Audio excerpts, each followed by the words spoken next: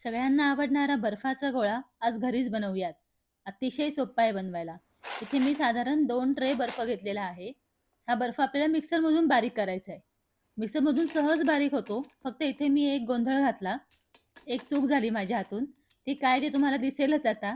इथे छोटं भांडं घेतलं मी आणि त्याच्यामध्ये भरपूर असा बर्फ घालून घेतला.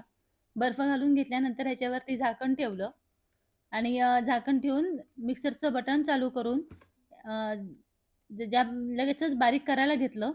पण छोटं भांडं आणि बर्फ जास्त असल्यामुळे सगळा बर्फ एका झटक्यात असा उडाला. हे बघा, अशा पद्धतीने बर्फ उडाला. त्यामुळे तुम्ही ज्यावेळेला बर्फाचा ही रेसिपी बनवाल, त्यावेळेला आवर्जून मोठं भांडं वापरा.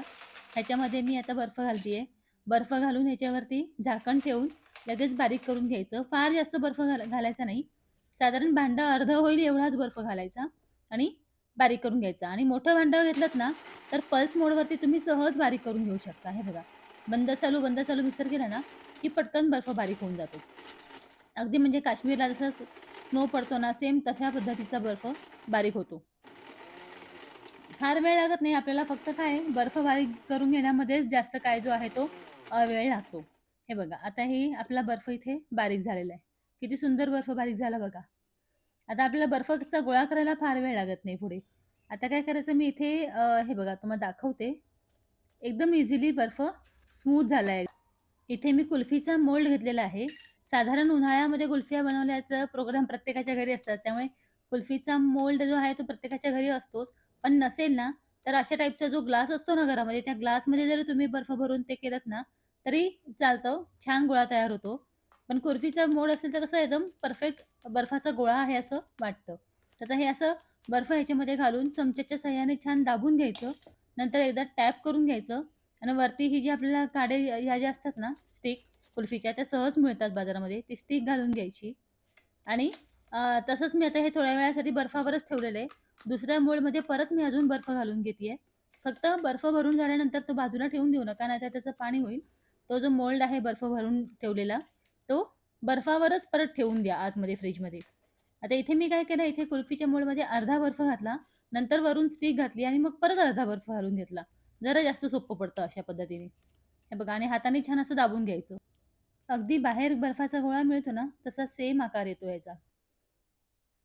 आता मी तुम्हाला काढून दाखवते. हे बघा, सेम टू सेम अगदी बाहेर जसा मिळेल, तसाच आपला हा आकार तयार होतो आणि आकाराचं काही नाही, बर्फाचा गोळा मिळतोय ना खायला, मुलं खुश होतात एकदम. ह्याच्यावरती मी स्ट्रॉबेरी सिरप घालून घेतलीये. स्ट्रॉबेरी सिरप, रोज सिरप हे असतातच आपल्या घरामध्ये. आपण कायम सरबत बनवतो उन्हाळ्यामध्ये. तेच सिरप ह्याच्यावरती घालून घ्यायचं आणि खाली भांडं ठेवायचं. म्हणजे सिरप जर का थोडंसं भांड्यामध्ये सांडलं, तर आपण त्याचं नंतर सरबत बनवून पिऊ शकतो. वाया जाणार नाही. म्हणून खाली भांडं ठेवून मग नंतर हे सिरप असं वरून घालून घ्यायचं. आता हे माझ्याजवळ वाळ्याचं सिरप होतं, तर मी हे वाळ्याचं सिरप घालून एक वाळ्याचा गोळा तयार केलेला आहे. मला प्रचंड आवडतो हा वाळा फ्लेवर. त्यामुळे मी एक वाळ्याचा तयार करून घेतला आणि डबल शेडमध्ये करायचं असेल, तर तिसरा अजून एक मी मोल्डमध्ये तयार केला होता बर्फ. खाली ह्याच्या हिरवा वाळ्याचा तयार घातला कलर मी आणि वरती रोज सिरप घातलं. रोज सिरप पण होतं माझ्याजवळ. तर वरती रोज सिरप घातलं. त्यामुळे हा डबल कलरमधला सुद्धा गोळा तयार झाला. बनवायला बघितलत ना तुम्ही किती सोप्पं आहे. खूप सोपं आहे. ठेवताना काय करायचं, बर्फावरच ठेवायचं म्हणजे लगेच वितळत नाही किंवा लगेचच खायला घ्यायचं. कारण की हा बर्फ जो असतो आपण स्नो सारखा बनवून घेतला त्यामुळे लगेचच वितळतो. लगेचच खायला घ्या. खूप सुंदर होतो. एकदा तुम्हीही घरी नक्की बनवून बघा. तुम्हाला हे कसं वाटलं मला कमेंट बॉक्समध्ये नक्की सांगा आणि चॅनलला लाईक, शेअर आणि फॉलो करायला विसरू नका. मी अशा साध्या सिंपल रेसिपीज माझ्या चॅनलवरती अपलोड करत असते. भेटू पुढच्या रेसिपीमध्ये. तोपर्यंत बाय.